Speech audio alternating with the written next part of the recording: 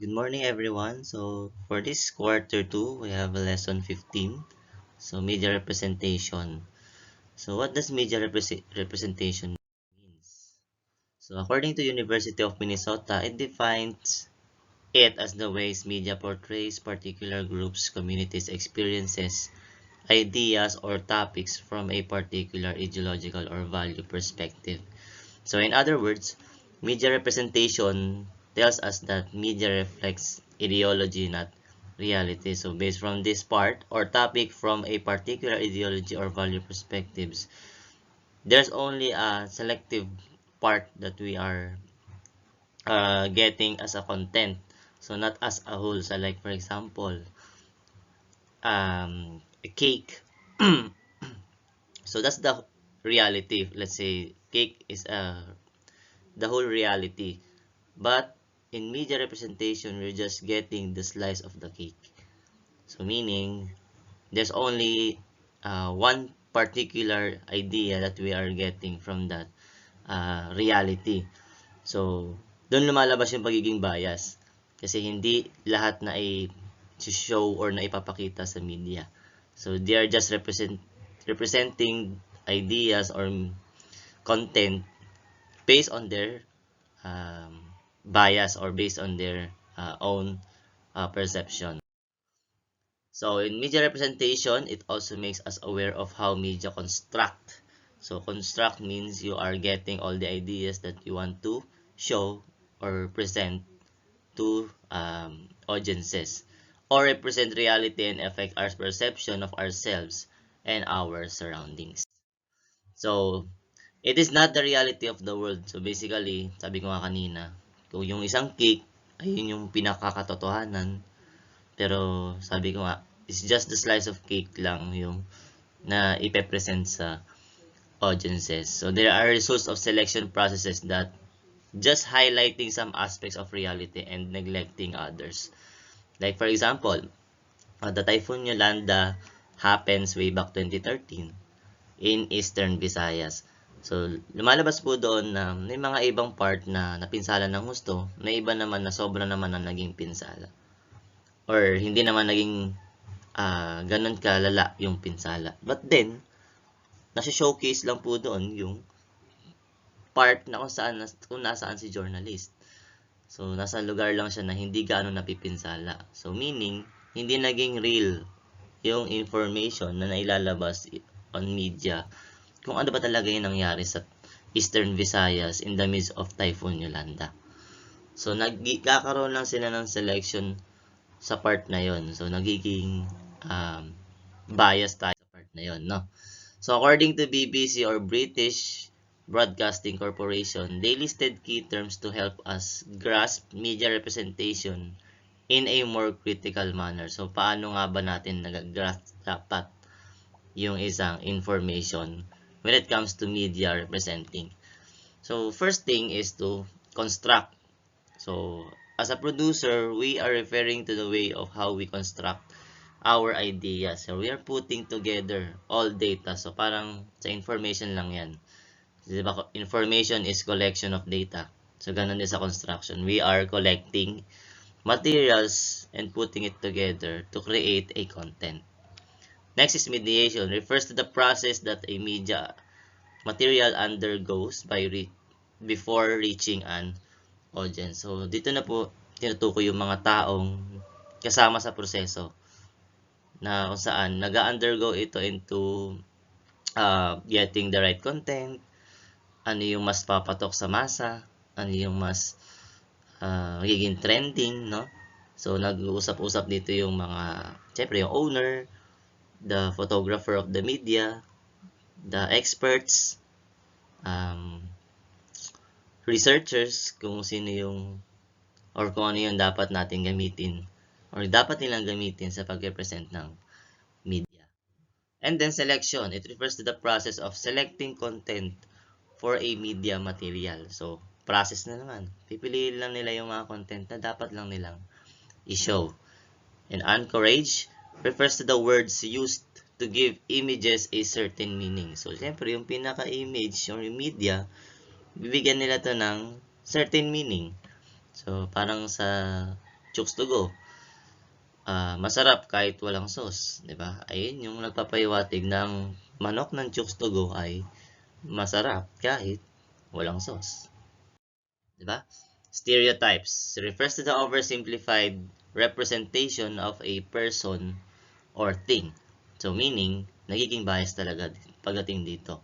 So nape-present yung isang idea na galing lang ito sa kanyang kaisipan, sa kanyang perception. And then ideology, it refers to the set of opinions or beliefs expressed through a material. So malabas nga dito dahil nga bias, ipapalabas mo na iko-complement mo yung bagay na yun. Or syempre ipopromote mo yun ng base sa iyong karanasan, base sa iyong kagustuhan, kasi nga nagiging bias sa isang.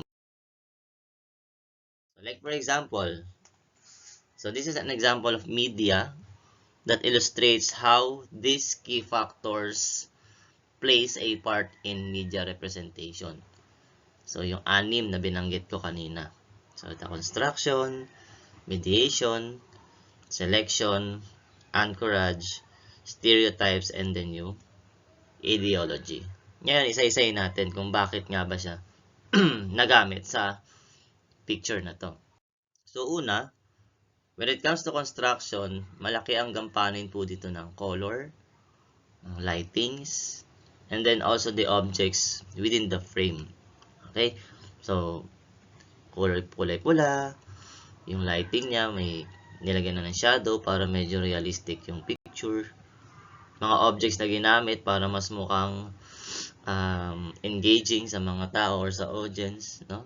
Yung ketchup na tomato in natural product, ginawa nilang parang bote, 'di ba? Kung titingnan ninyo, hugis bote siya. Next, mediation. So, this advertisement went through a rigorous process of mediation. A lengthy transaction between client, an advertising agency, a graphic artist, a photographer, or researcher. So, pinag-uusapan nila to. Nagkakaroon sila ng transaction. Tatanungin si photographer kung ganito ba talaga yung pagkakakuha ng litrato. Tatanungin si graphic artist, ito ba yung pagkakadesign mo talaga, ganyan, etc. So, nagkakaroon sila ng usapin regarding dito bago nila i-post on social media or some platforms. Selection. Typical content, ideas like a colorful photo of a bottle of ketchup were perhaps rejected. So, the people involved chose tomato bottle instead. So, mas pinipili kasi nila na yung talagang mapapaisip yung tao na ang galing, astig, no? Yung bote ginawang ketchup para mas mukha naman nga talagang realistic. So imbis na pinili lang yung bote ng ketchup, pinili nila yung ketchup pa rin siya pero may pagka-tomato yung itsura ng bote, tulad nga nung nakikita nyo ngayon. So nagiging creative yung tao sa pagpili or pag-design ng isang product at pagpili ng isang product. Anchorage, the statement, no one grows ketchup like Heinz. So, yan naman yung nagbibigay meaning pagdating dun sa sa bagay na yon. No? So, no one grows ketchup like this. So, grows, kung tinan nyo kasi yung hati, parang, alam nyo naman, grow, palaki or pangat, no? So, ibig sabihin, lumalaki siya based on his appearance, no? So, kaya po siya naging ganyan yung meaning. No one grows ketchup like Heinz. So, stereotype, syempre, dahil nga nag-grow siya, mas lumalabas doon na natural yung paglaki niya. So, syempre, natural, fresh, and simple, at equated to sa pagiging good. No? So, syempre, pag ganun mo siya dinefine, ang kakalabasan niyan, yung idea mo na is fresh yung produkto mo. Simple and syempre valuable aspects of a product pagdating sa ideology. Okay? Question. So if you have any questions, just type it on the comment section. Sasagutin natin yan later. Okay? So media representation. So with this, information producers use media to develop some ideals or to convey beliefs or principles. So like the current issue regarding corruption is a good example of how media represents our reality. No? Good example yan kasi yan naman talaga yung nangyayari sa isang bansa. Bakit nababaon sa utang? Bakit ang daming bayarin? Bakit hindi bumababa presyo ng mga bilihin? Dahil nga po sa mga korap na imbis na nagagamit yung pera sa tama, na igagamit sa kanilang kagustuhan. No? So, it is an interesting multi-layered topic in media and information literacy subject. So, MIL examines the influence and responsibility of media. So, tayo as a person, as a student, so in this subject, you should know how to examine what would be the influence of this media, not only for us, but also the people who will reach out this type of content. So, kasi responsibilidad natin na magiging balik dito. Kapag may nilabas kang information na mali, ikaw ang sisisihin kasi ikaw ang source. So, there are also MIL people on the other end na inoobserbahan yung responsibility na kung saan paano natin to nare-receive at paano tayo nakakapag-provide ng information. Okay? So, MIL encourages us to examine how our own values and beliefs, our sense of right and wrong, and our definition of truth affect and shape this media representation. So, I would always encourage you students na always examine the type of content that you are going to release, especially on social media dahil napakabilis kumalat ng informasyon when it comes to internet. No? In just one click, andyan na kaagad sa social media yung mga usapin. No? Kaya nga yung Senate hearing, no? Nag-hearing lang sila sa Senado, pero ang dami na kagad comments ng mga tao sa comment section. So, nalalaman agad nila. And also, hindi lahat ng reactions or mga comments ng mga tao is truthful. May iba talagang hindi naman naiintindihan. May iba na kunwari naiintindihan. May iba ginagawang katatawanan, no? Gumagawa na lang sila ng kalokohan or sabi nga nila fun para hindi naman laging seryoso. So, but then, at our ends, isipin nyo pa rin yung magiging balik, yung magiging responsibility nyo when it comes to sharing information. Okay? Question.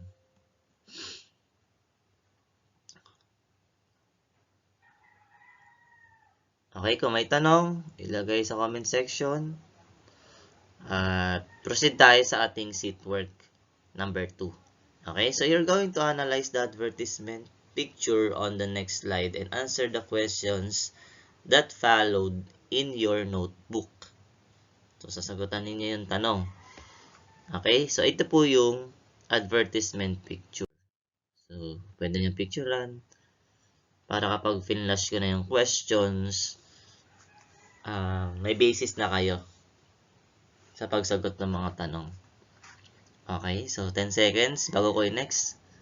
10, 9, 8, 7, 6, 5, 4, 3, 2, 1. Okay, so these are the questions. So you have at least 10 to 15 minutes to answer these questions on your notebook.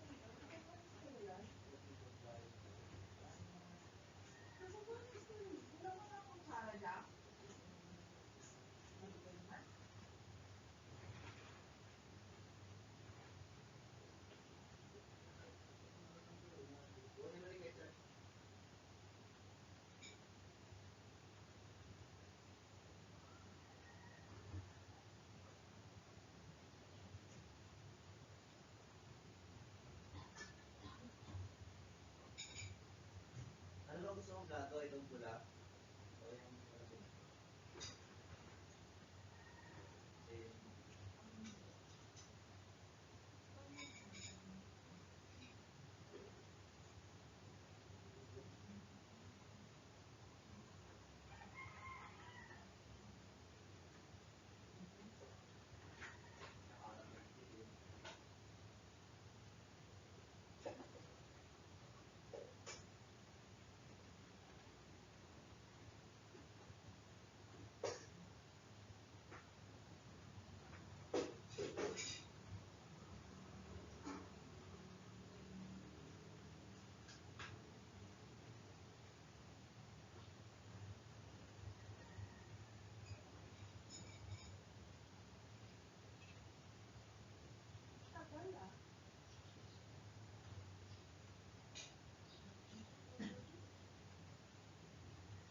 paano i-send ba sa JC o okay pa sa JC?